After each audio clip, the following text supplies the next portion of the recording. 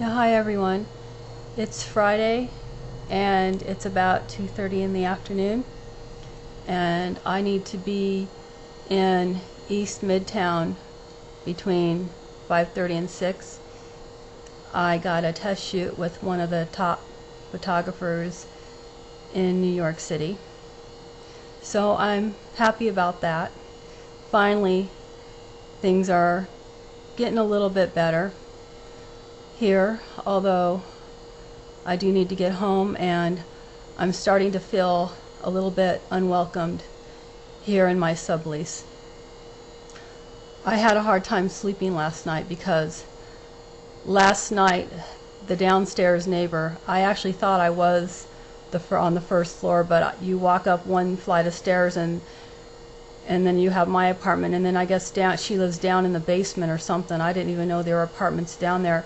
But she came up last night. It was about 10:30 at night. I was trying to relax, and she starts knocking on my door and telling me that my water was leaking down in her bathroom, and she wanted to come in and look at my bathtub and shower. So, I have nothing to hide. I showed her my tub and shower, and she looks around and she saw a fly because I had the window open and there was a fly in my apartment, and she's all getting all nosy and she's like, "Oh, a fly." And she's like, "So do you have the number to the person who you're renting from?"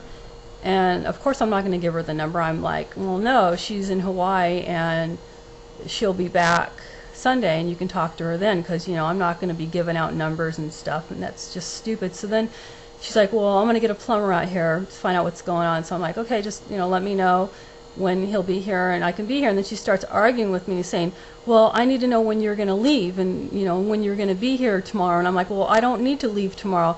I said I can be here whenever the plumber's going to be here." So we kind of went back and forth with that, and she didn't seem to understand. I was trying to tell her that I could actually be here whenever the plumber was going to be here, and then she kept coming back and saying again, "Well, tell me when you're going to leave and tell me when you're going to be here." And I'm like, "Well, I don't know." So it's like we kind of argued about that for a while, and then finally she comes back and knocks on my door. It's like, by this time it's like 11 o'clock or 12 o'clock, almost 12 o'clock at night, and then she starts saying, "Well, the plumber's going to be here tomorrow morning between 9 and 1 o'clock. So finally he shows up today at 1, and I had a hard time sleeping last night because I'm starting to feel really unwelcomed here.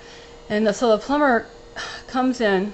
I know I just said that, but it's true, and it's just really irritating. But anyway, the plumber comes in and he looks around the bathroom and he says, "Well, he can't find nothing." And I'm like, "Well, the stopper came up by itself, I don't know, and the water gathered in the tub, and then I let the water out." And I go, "Maybe that's it." So they acted like, or he came in with the manager, and they acted like they didn't know anything, like they couldn't figure out what was going on because they couldn't find anything. So I don't know. This is like, I don't know how old this building is. It must be over 100 years old, and I wouldn't want to rent something like this because I can only imagine all the problems they probably have constantly. And I have looked at a few buildings, and there are worse, actually, a lot worse than this. There are some buildings where you walk up the stairs and it just feels so creaky and loose, like it could just crumble at any time. Fortunately, this one's pretty sturdy. The building seems sturdy, but it's just really old, and the plumbing's probably really bad, and probably everything else is. So that's what you get when you rent an old building, I guess. So I don't know.